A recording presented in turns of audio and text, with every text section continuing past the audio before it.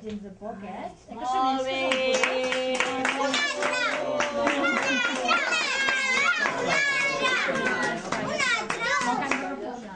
La mainada reclamant que en volen més, i és que les sessions del Contacontes s'han preparat de manera que els més petits gaudeixin al màxim.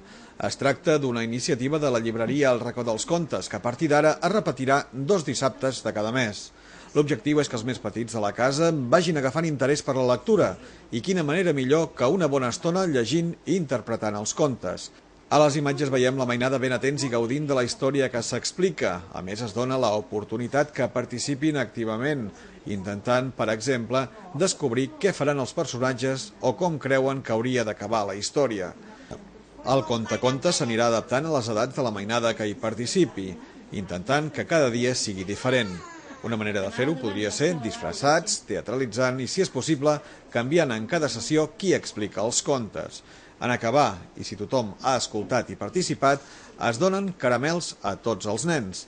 Sens dubte es tracta d'una activitat molt recomanada i encara més quan sembla que els ordinadors es mengen moltes hores que abans es dedicaven a la lectura i a fer volar la imaginació.